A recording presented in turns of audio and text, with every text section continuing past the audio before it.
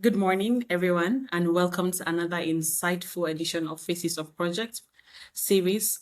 Faces of Project is a platform dedicated to amplifying conversation that inspire action, leadership, innovation development, social transformation through meaningful discussion with experts and practitioners across different sectors. We seek to bridge knowledge gap and encourage practical solutions to the challenges facing our community and our nation. My name is Abubakar Kumshi, and I'll be the moderator for this session. Today, we are discussing a topic that resonates deeply with many Nigerians and indeed many Africans. That's Nigerian development paradox. We have more policies than projects and more projects than results. Across the country, we see numerous policies, strategic frameworks, development plans, intervention programs, and project launch every year. Yet, many citizens continue to ask critical questions. If we have so many plans and projects, why are development outcomes still facing short? This conversation is particularly important because sustainable development is not merely about designing policies or launching initiatives. It's about ensuring that ideas translate into measurable impacts in the lives of many people. And to help us unpack these ideas, we are honored to host distinguished expert who works spans business whose work spans business development, strategic leadership, research, innovation, and global development perspective. Please join me in welcoming Dr. Rufus O. Adebayo, a business development strategist, researcher, and a global thought leader based in United Kingdom, rather. Dr. Adebayo, thank you so much for honoring our invitation and welcome to Faces of Projects. Yeah, thank you so much for having me. I Thank appreciate it. Thank you. Thank you. Our guest today, Dr. Rufus O. Adebayo, has built a reputation for helping organizations navigate complex development challenges through strategic thinking, innovation, and research, also leadership. His expertise spans business growth, policy analysis, organizational development, marketing expansion, research utilization, and global development trends. Through his work across sectors and geographical contexts, he has gained valuable insight into why institutions succeed or fail in translating vision into results. We are delighted to have him with us today to share his perspective on one of the most important development conversation of our time. Once again, thank you so much, Dr. Adebayo, for being with us. So before we delve into discussion, we would briefly like you to tell us about your professional journey. Who are you? For those that don't know you, and also you introducing yourself to them, and what inspired your interest in development strategy, research, and business transformation. For myself, I'm really keen in listening more around policies from you. Thank you, and over to you, sir. Thank you. Thank you so much for having me. It's an honor to be here today. It's just one of those things that I love doing, and I appreciate everybody participating today. My name is Dr. Rufus Adebayo, like I've been introduced, and I have my profession back from South Africa, and then moving to UK. So I was a lecturer at Durban University of Technology in South Africa and the Management College of Southern Africa, now honoris universities in South Africa. And presently, I lecture project management for them in South Africa, and I lecture marketing and strategy in the United Kingdom. So at the moment, I have about 15 students supervising on project management at the moment, and then possibly in the next semester I should have about 20 to 21 students as well for project management at the postgraduate level.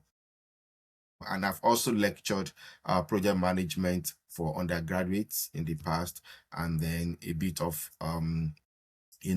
how to balance between project management and the management itself. So the management is one thing, and then the project is another. So in order to combine the two together, in diverse areas, I've tried to, engage in practical aspect of managing project myself.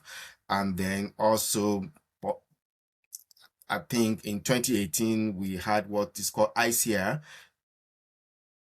International Symposium on Electronic Arts or something. So we have about 108 participants, 108 countries participants in the project in South Africa. So I happens to be the assistant project manager. So I wasn't the project manager, but assistant project manager. And but my work was more than what the project manager himself did.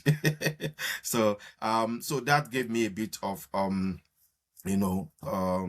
diverse area in terms of understanding what project management is and what is not and all of that. But my major field is marketing strategy, so but we mingle both together. So I've done that in the past and then presently as well. So I hope to strengthen that in the future. I think that is what brought me to this platform today. Thank you. Thank you so much. That is wonderful to know all that you've done.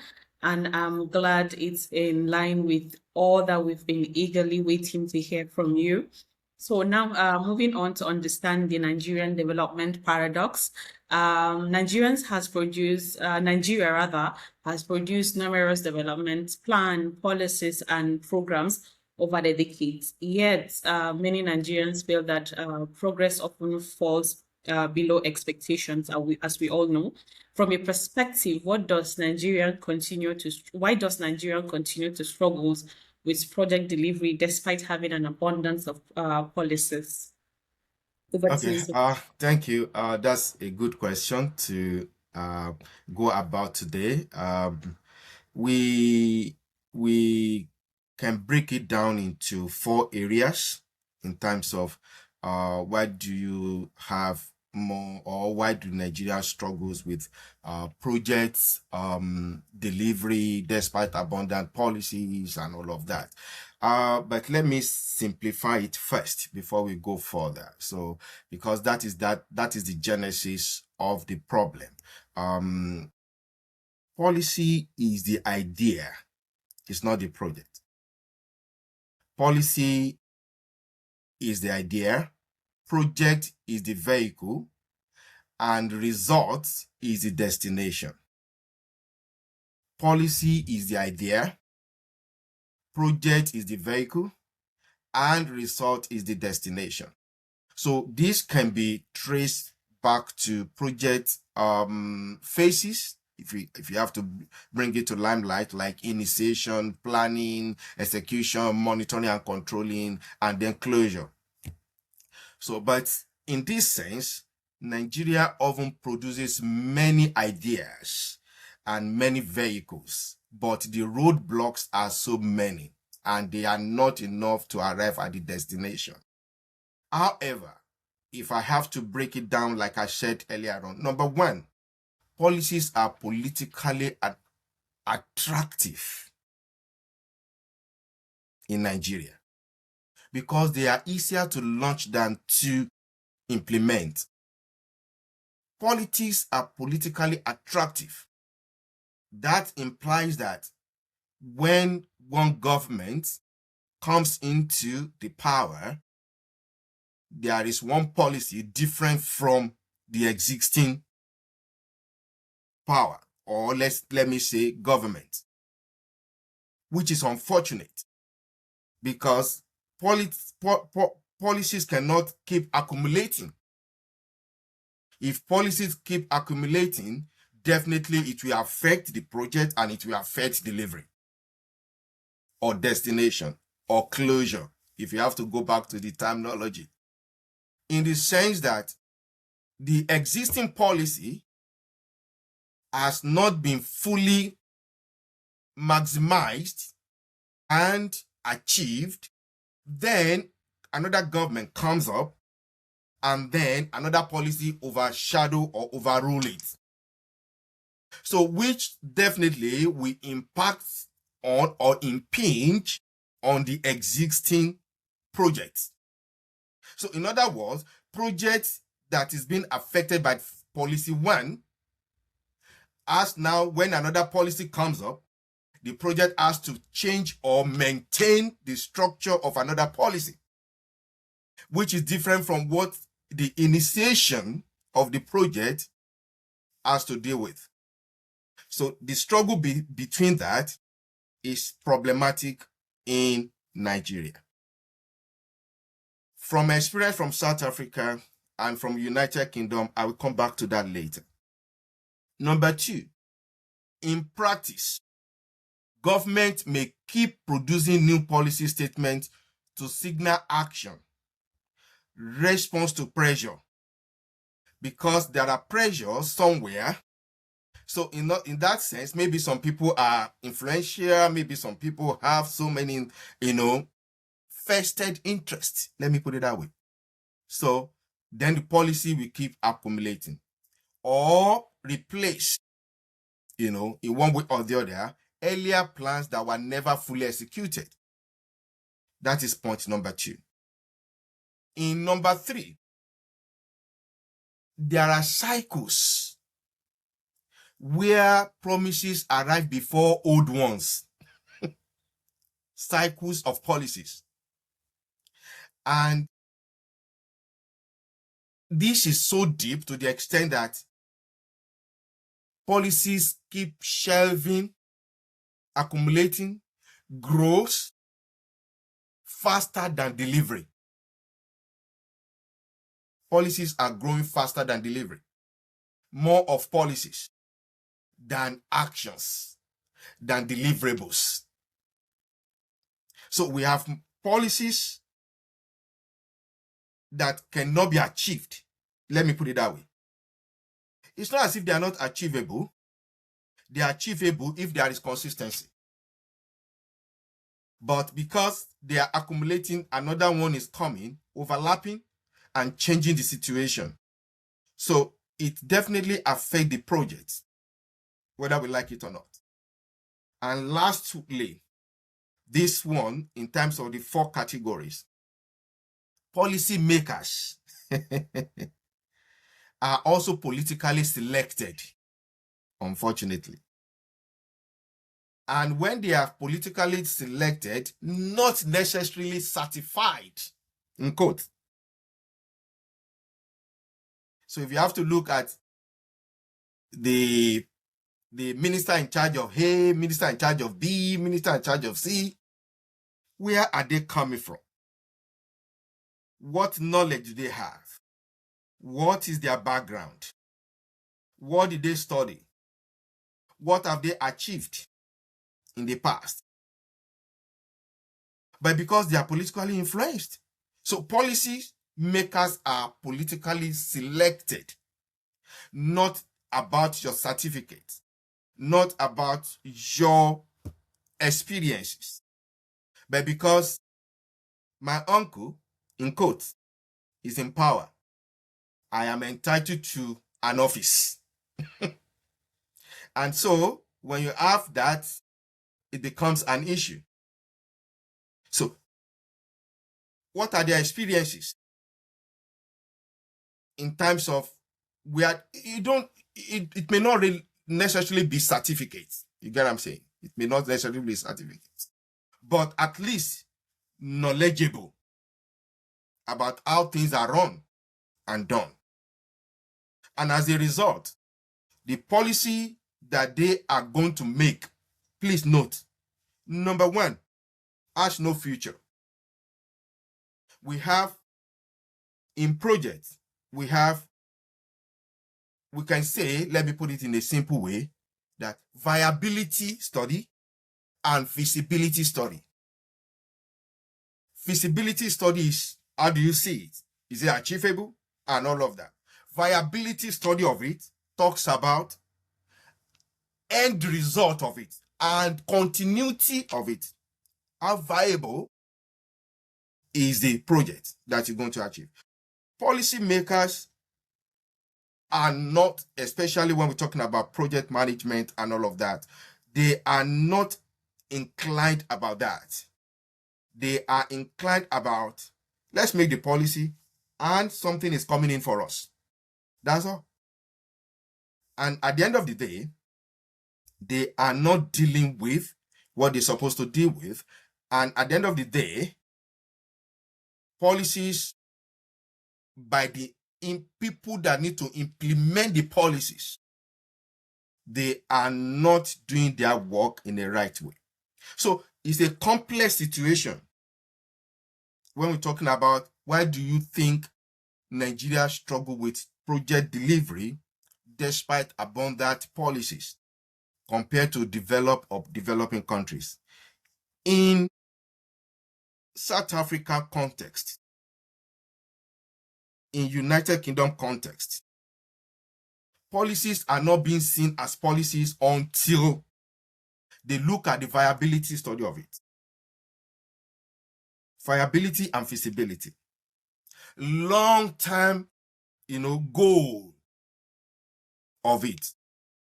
Not short time in terms of what to achieve and what to possibly gain from it.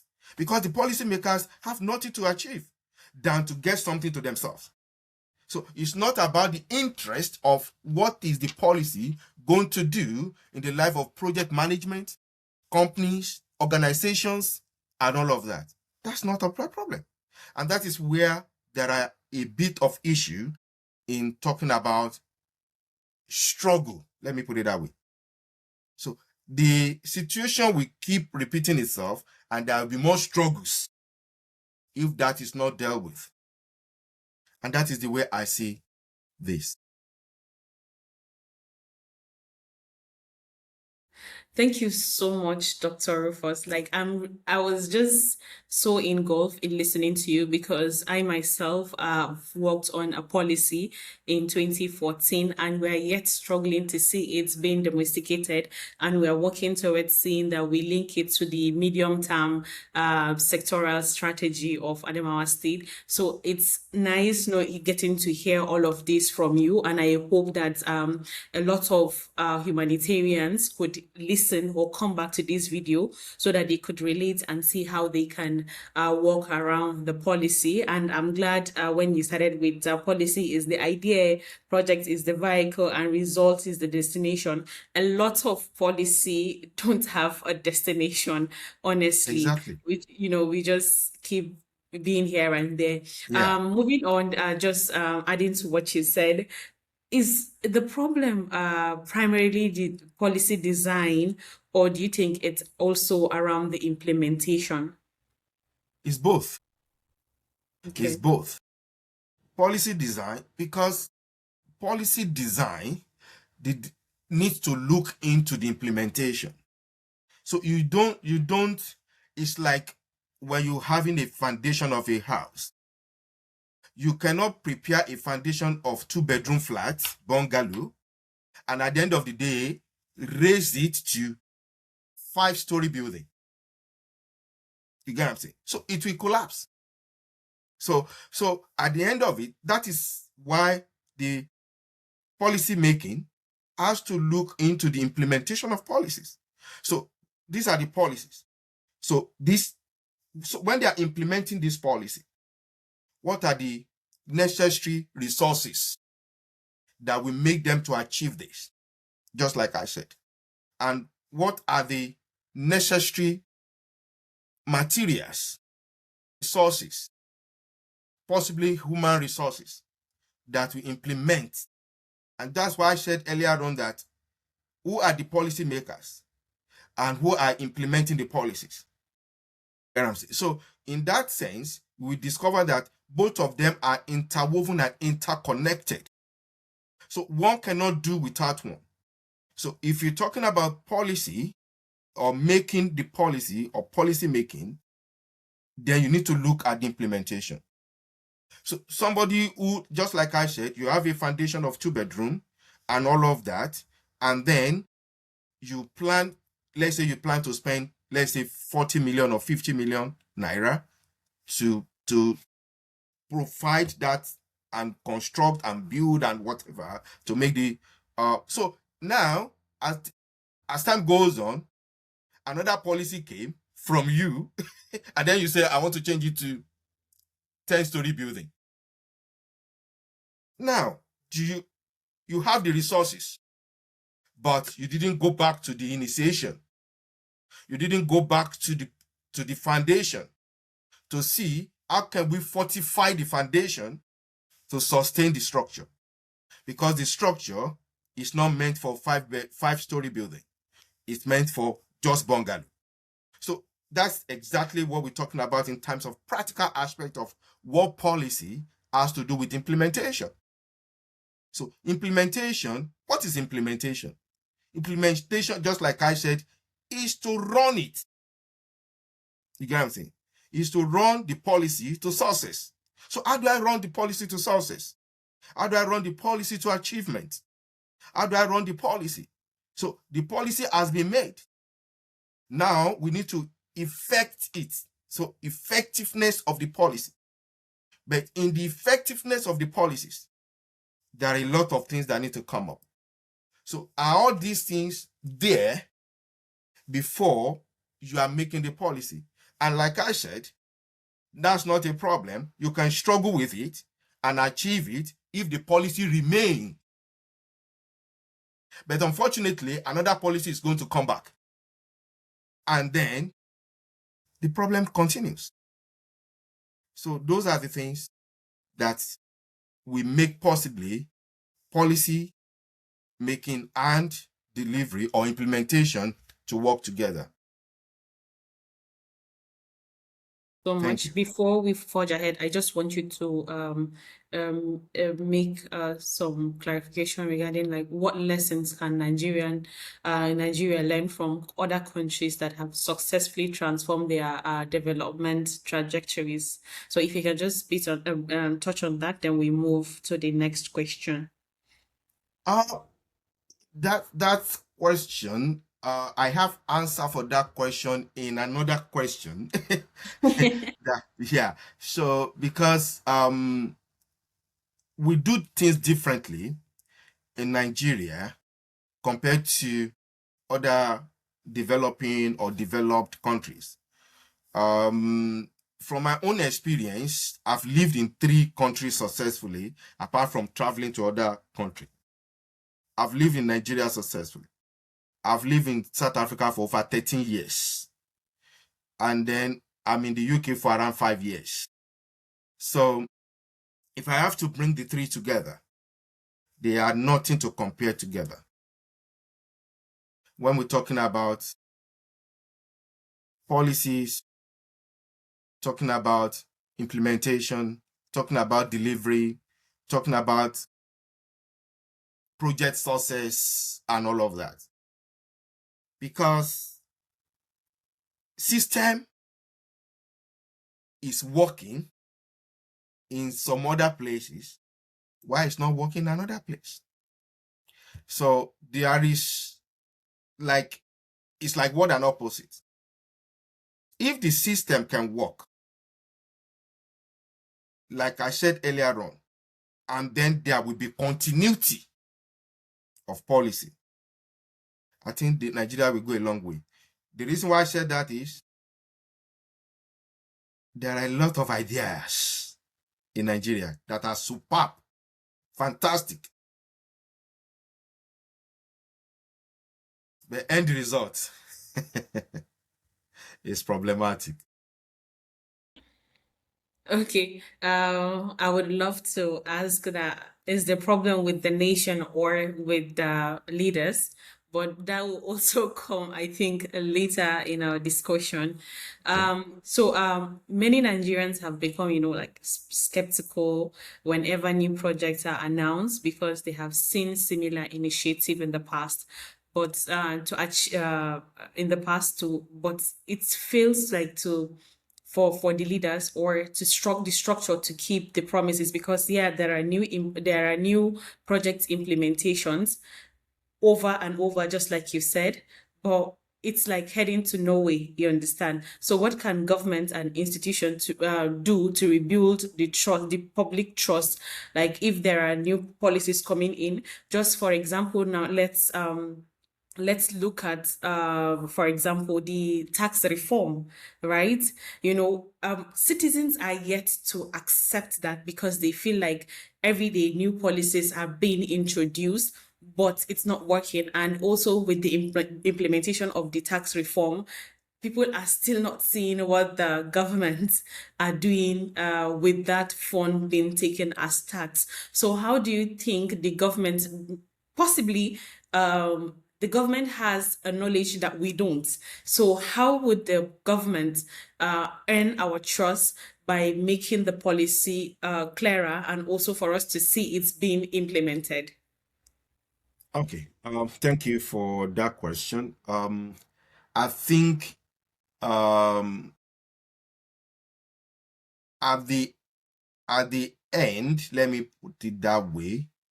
The end is not the problem. The beginning is the problem. So the government you're talking about are the problem, not the end. I'm trying to see how I can present it. So not the end, not people like you, organizations, and all of that. Because the policies that keep coming, tax reform and all of that, it's not a problem.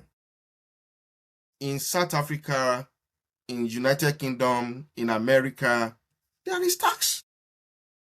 There's tax reform. But things are working. Things are working. So yeah, so there is tax reform, there is all of that. But that's why I said, who are those behind the policy makers? You see, so who are those behind the policy making? Because that is where the problem is. Now, studies have shown that there are policies than results. So why don't who make policies think about what they make? For example, like I said, I lecture marketing strategies, management, and all of that as well. For example, if you have a product in your organization, you produce a product and people are not buying, you need to do something. You need to come back and see why my product is not being sold, why consumers are not buying it. What happened? Why are they buying A and they're not buying B? So the policymakers need to sit down and think of why is the policy not being successful or achieved? What is behind the policy? You get what I'm saying? What happens to the policy? Is it maybe possibly the policy is one side, then people implementing the policies are another. That's another aspect. However, people implementing the policy, just like I said, to me are not problem. But the policymakers need to think twice, ruminate about why this policy is not working or why it's not achievable. Then there will be less burden on the implementers of the policy. There will be less burden in the sense that, just like here in the United Kingdom, there are cameras everywhere when you drive. So it's there. There are speed limits everywhere. So in other words, if you speed above 20 where there is 20, you get caught. And there's nobody that will stop you and say, hey, you just speed over 20. Nobody. It's the camera. Param. Then you will see the letter. We have them a lot. Can you see? We have them. So whether you like it or not, you must pay. If you don't pay, they threaten you with court case.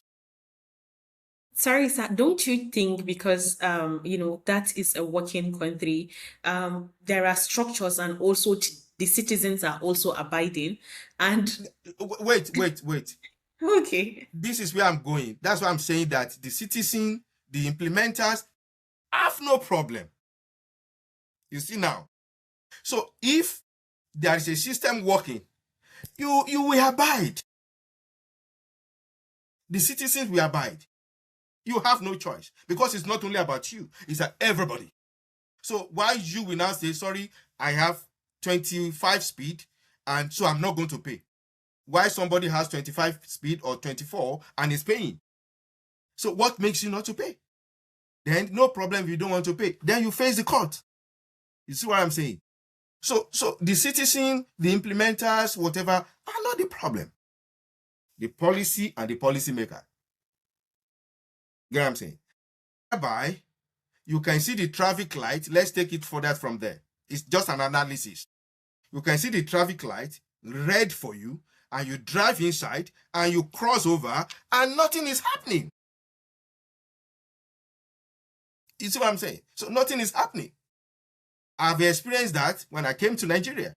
I was telling my sorry. He said, no, don't worry yourself. I said, oh my God. You see what I'm saying? It's not only about camera, it's also about people coming who has green light to go. There can be a problem, and that is where citizens have now problem. The policymaker is not being stronger because there are so many. And at the end of the day, they become useless. I don't know if I've answered that correctly. Yes, sir. Well, I just a follow up. In a country like Nigeria with godfatherism, do you think like it's possible that one day we could reach a level where we could have those structures in place and then the citizen would abide by that? Because one thing that is affecting Nigeria is godfatherism. Do you know who I am? Do you know who is backing me and all of that? It's because the policy is not working. Many projects begin without reliable financing, realistic timelines, a strong coordination across agencies. And as a result, those agencies, they have backup, just like I've said. They have fathers, whatever, maybe fathers or mothers, whatever they have. And as a result, they can do and undo. So in this sense, but however, I bet it with you, the fathers cannot remain for life. Unfortunately, the fathers cannot remain for life. It's a stage. Like we spoke about planning, execution, monitoring and controlling, and then closure. There will be a closure of fathers, whether we like it or not. Then there will be new birth into it. Everybody will get tired of the fatherism of all whatever, whether we like it or not, very soon. Very, very soon. We're getting there. And the reason why we are getting there is because of people like you trying to bring organizations like this. You get what I'm saying? So if you have more of these type of organizations in government parastatals, in different fields and all of that, things will begin to move and things will begin to change drastically. Because at the moment, you can see that what you have just said now is affecting a lot of things. And that is where I started from. That policy makers are also politically selected, if you remember. So, and that is where the problem is. So to rule out godfatherism or whatever, we take a time, but it will definitely get out of the way. Because at the end of it all, organizations like this, we start coming up and start designing things that will work, policies that will work. You get what I'm saying? Not policies that are politically inclined and is now affecting a lot of parastatals at the end of it. Thank you. Thank you so much, Doctor. It's actually interesting talking to you. Moving on, there is that one recurring challenge in Nigeria and in many African countries, and is the apparent disconnect between research findings, government decision and actual implementation. Why does this gap continue to exist, and are policymakers sufficiently utilizing research evidence when making decisions? Yeah. That there is the gap between research, government decisions, and all of that in Nigeria, which is like I said, is going to come to an end because of the new generational project managers and all of that we have these days. And if you notice that a lot also have now been studied abroad, exposed to things working and all of that. But if I should start, Nigeria often ends up with more policies than projects and more projects than results because the system is strong at announcing intentions but weak at sustaining execution, coordination, and probably accountability. So there is a lot of research that needs to be done in these areas. Research on Nigeria points to policy reversals, top-down approach. Like you said now, Godfather, you know who I am. So, and then all of that. So it's top-down approach decision-making, not bottom-up. You get what I'm saying? So if you want to make policy, you need to research. Like I gave example of product. You want to sell product. You need to go into the market and do your research, market research, to know who is likely to buy your product. So in projects, policy making, it is important to do away with top-down decision making. Top-down decision making cannot work. Somebody cannot sit down in the Aso Rock who has never been earning, this is what you people need to do. Whereas this person has never been in the field. He doesn't even know how much they are selling a bag of cement.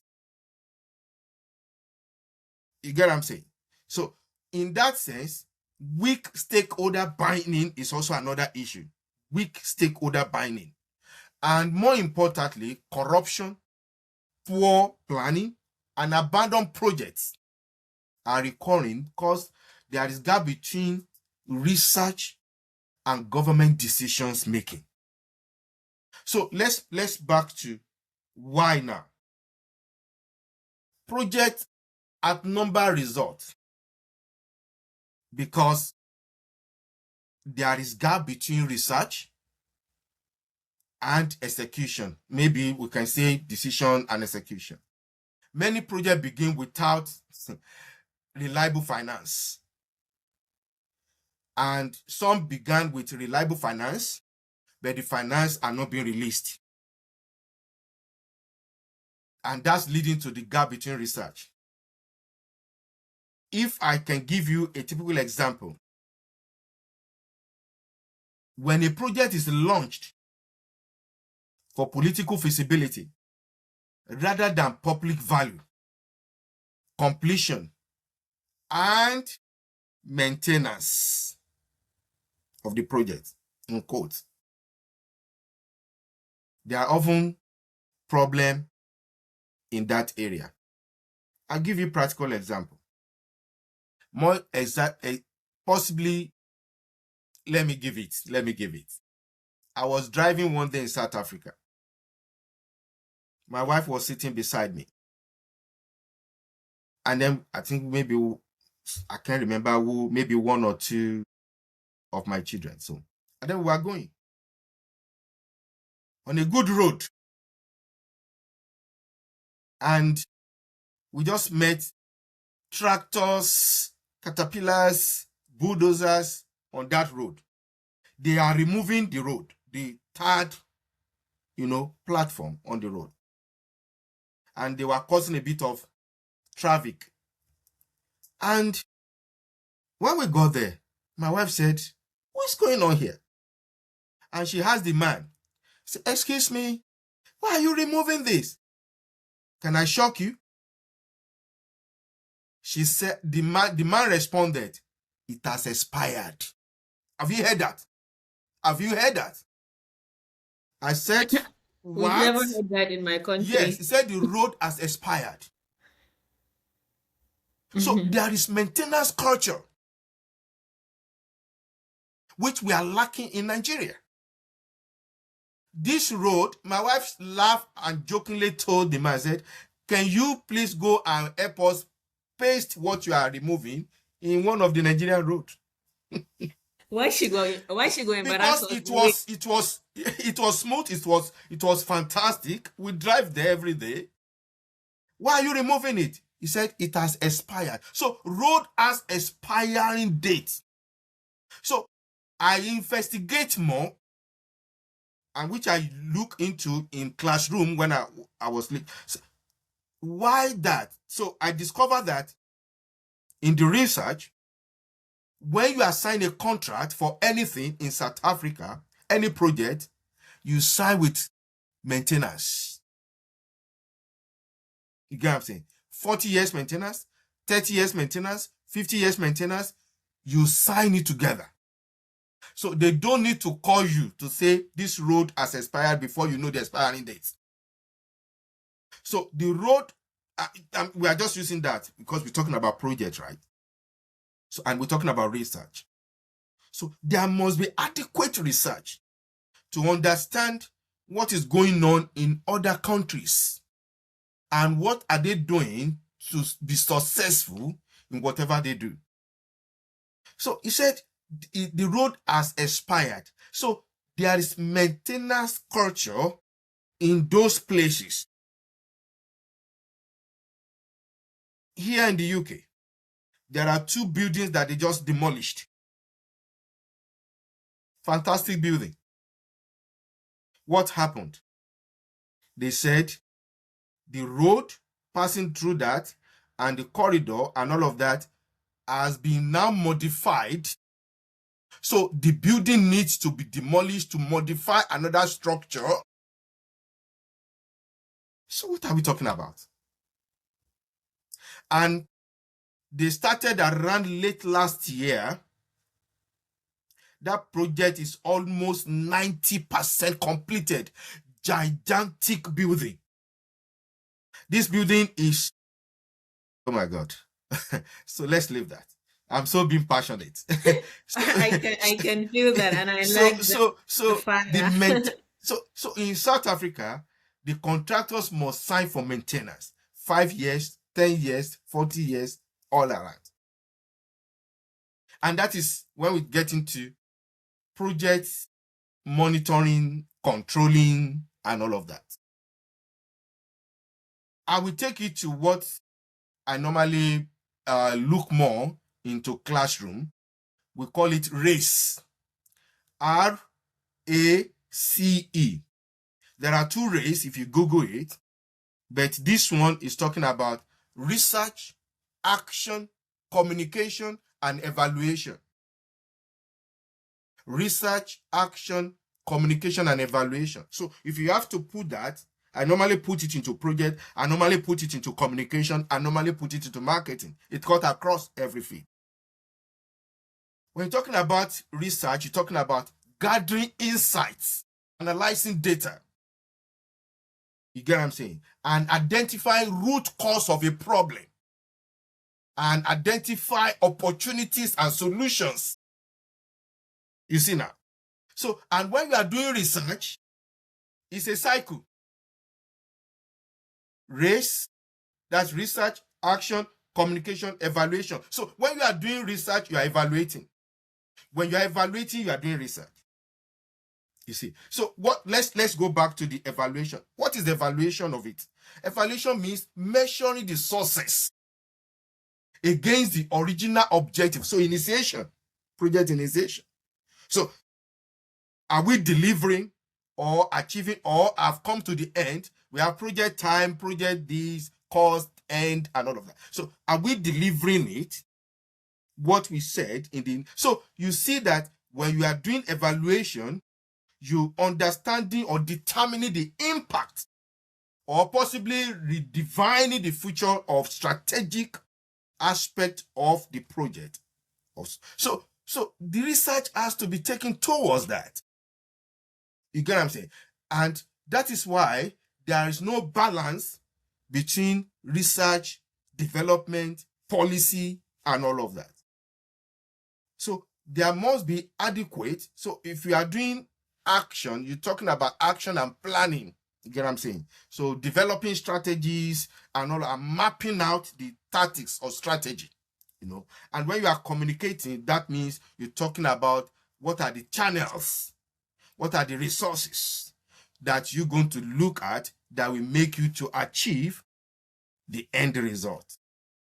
So these are problematic, and this has to be dealt with, So particularly maintenance culture. And that's why you see abandoned buildings, useless, abandoned projects, road construction, halfway, and all of that. The policy and the policymaker, not effective. And that goes a long way. So, and at the end of the day, just like you said earlier on, citizens will do whatever they like because they know that nothing is going to happen. And when something comes up, oh, why are you not doing this and all of that? In quotes, envelope comes in, brown envelope. And at the end of the day, it dies there. So a lot of issues, man. A lot of issues. Thank you, Doctor. You're really interesting to have a discussion with. I think all this boils down to what you highlighted earlier, corruption. And I think not only is project documents, construction, and also buildings that are, being dumped, but even some research and findings are also being dumped and then, not attended to. Yeah. Moving on, in many cases, millions are spent on studies, assessments, and consultancy reports that end up sitting on a shelf. How can institution ensure that research moves beyond documentation and become actionable? And if you could remember earlier, I told you that myself, I have led a policy, Adamawa State education policy, to be developed and launched in Adamawa State. And now in 2026, we are seeing the feasibility of linking into the medium-term sectoral strategy and medium-term expenditure framework. I would love you to take us through that because a lot of organizations, sister organizations, I could see that they would come into, states and then, try to just develop a policy, and at the end of the day they are not translating that policy into people's life. Or you could see governments pass a policy and at the end of the day you wouldn't hear about that policy again, but you could see money moving, but you could not just hear about the policy again. Please, so would you walk us through that and see how policies can be translated into people's life? Thank you. Yes, thank you. That is still taking us back, but I will not go back. I will just deviate from it. Weak institutions. We have weak, very weak institutions. The institutions are not strong. And that is why implementation depends solely on possibly personalities rather than system. So the institutions in Nigeria are weak, very weak. There is no policy of dealing with them, of the institutions. And that possibly may cause damage to the, entire system. The systems are not recognized. System is there, but it's not recognized. System is there, but it's not working. System is there, but the implementers or people who need to, look more into what is the system saying and how can we achieve what the system is saying, they are also very weak. Very weak. And that is because of what you said earlier on, godfatherism and all of that, and corruptions and a lot of things. Because corruption and leakages will affect the budgets and will affect the projects at the end of the day. And as a result,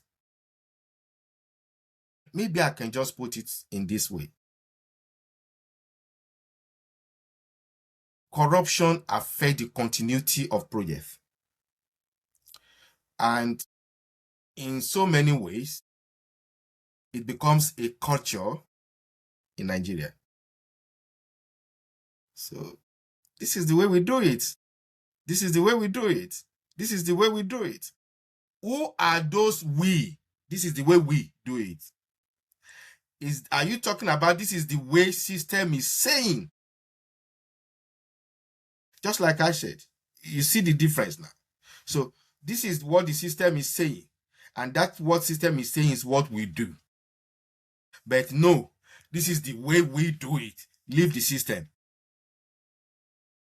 Leave the system, leave the policy, leave the policymaker, this is the way we are doing it. And then if you don't do it that way, you are in danger. So, and as a result, let me is another thing entirely. It's another thing. It's Thank another you, thing Doctor. entirely. So, drawing from your expertise in business development, strategy, what marketing and growth insight would you offer to organizations, entrepreneurs, and development practitioners, social enterprise seeking to create insightful impact? Why do some businesses succeed while others struggle despite having similar products and services? So let's just move towards that for now. In a simple way, if I should just because of our time, Nigeria will need fewer policy announcements. They need fewer policy announcements. And then there must be continuity. What do I mean by that? Result requires continuity. Result require continuity. So the project must be designed well, funded consistently, and possibly supervised properly and maintained after delivery. Just like we call it post-purchase behavior. In marketing, we call it post-purchase behavior. So, and that becomes where customers become loyalty, because you're looking after customers after you have even delivered. In case of our country, nobody is looking after your delivery. Your delivery is perfect, nice, met the project stages, didn't meet it, nobody cares. And that is a problem. So now, there must also be stricter project screening. Not all the projects are projects. They are projects in the lips. You just mentioned educational policy and all of that. If you agree with me, there are some educational policies that are not supposed to. There are some that are stronger and we need.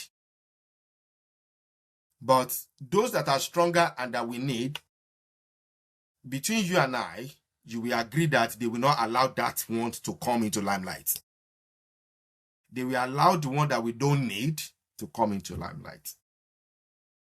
So it will be important to have that monitoring continuity across administrations.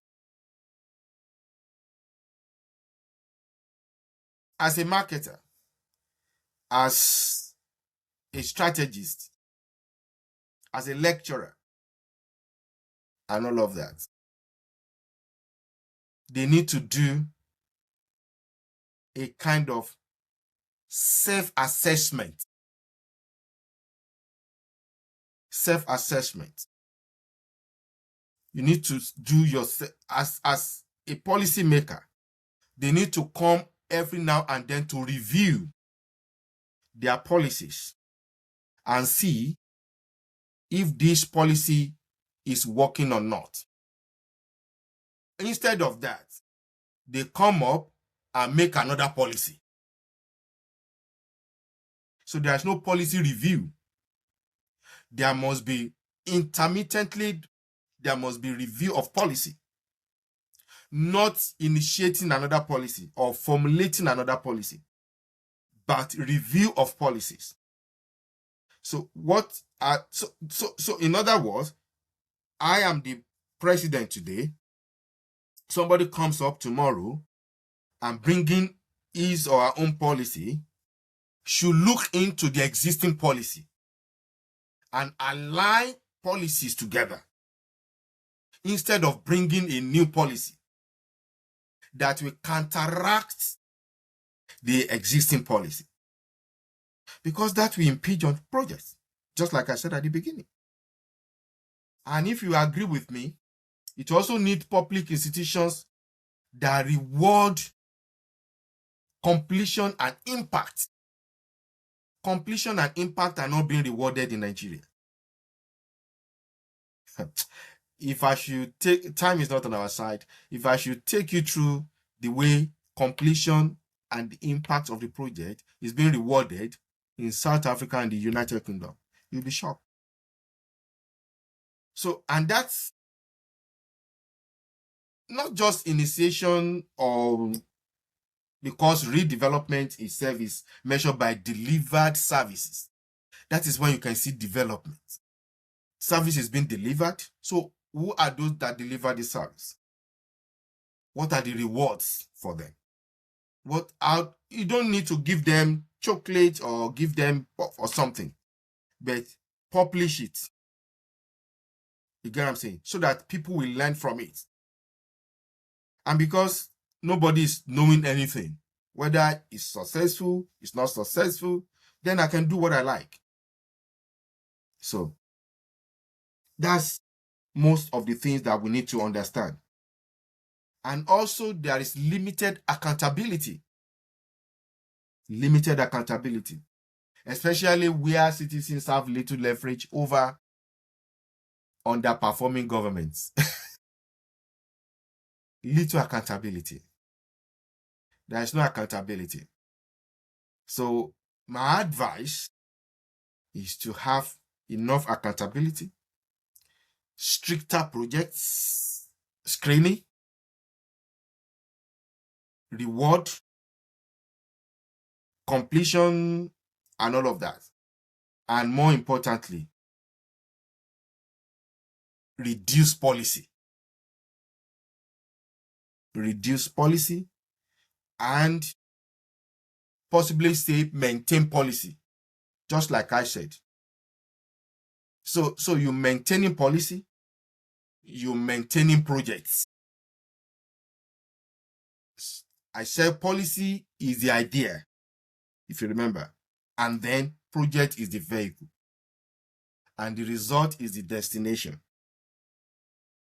So these three phases need to be maintained,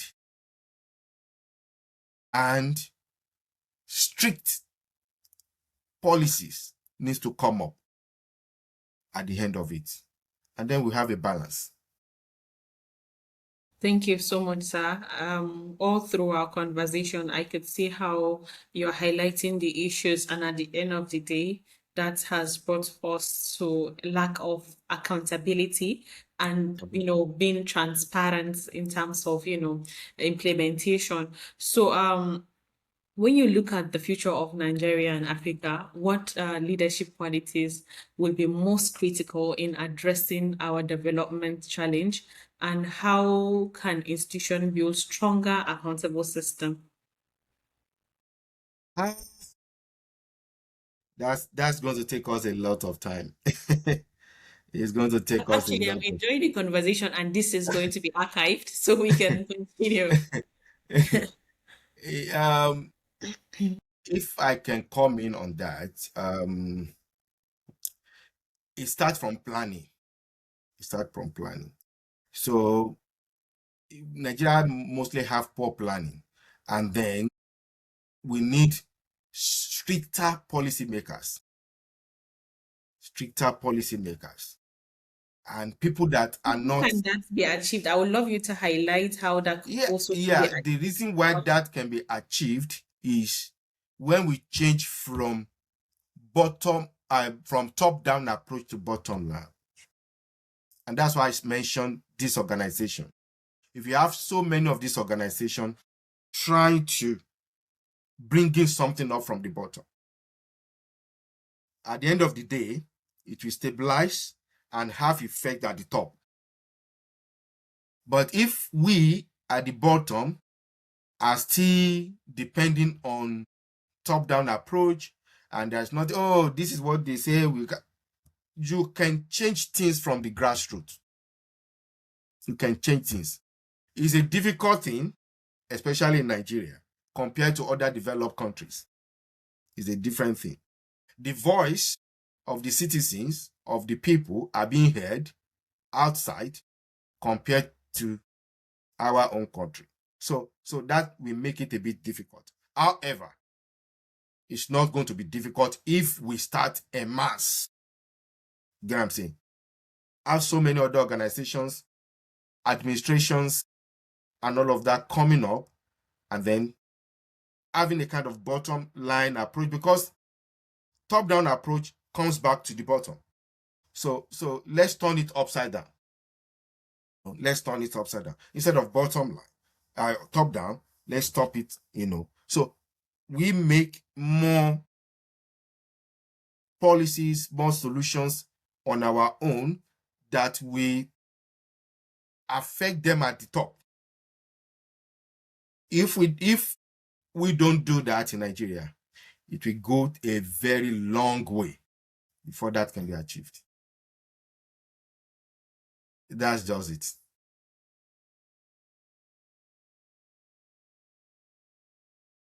Thank you so much, Doctor, for that.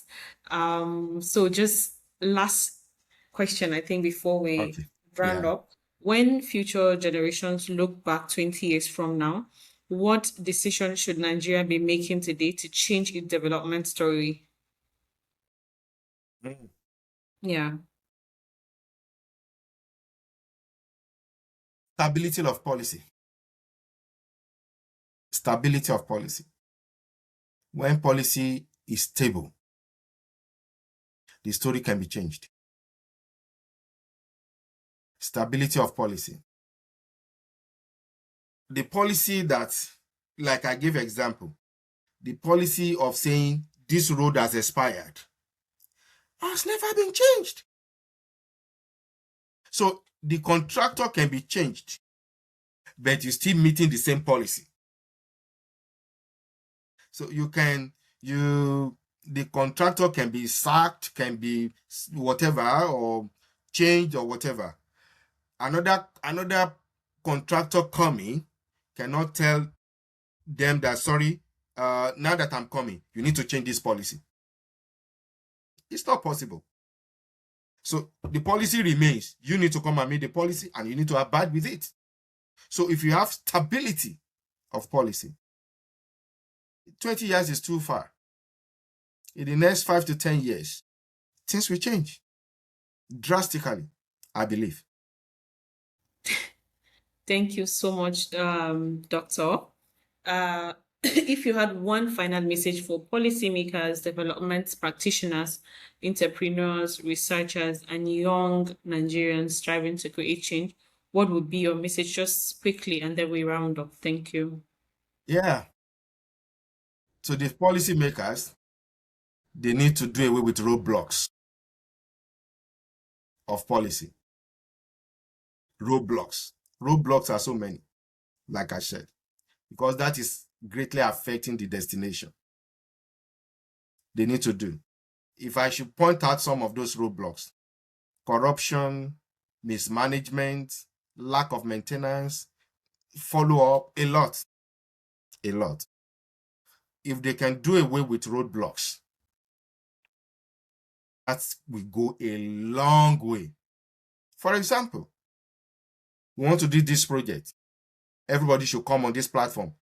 Let's say it's a project. We have time, and everybody comes on that time. We have questions. Everybody raise questions. Everybody raise answers, and all of that. Then we finish. Then we are successful. But if somebody is now saying, sorry, before I can join that, I need 5 million.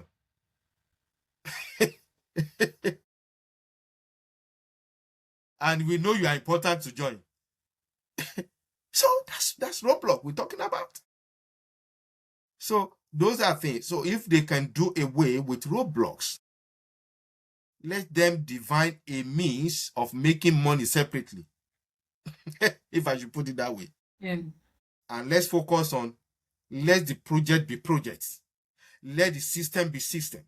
Let the policy be policy. Then we have a headway.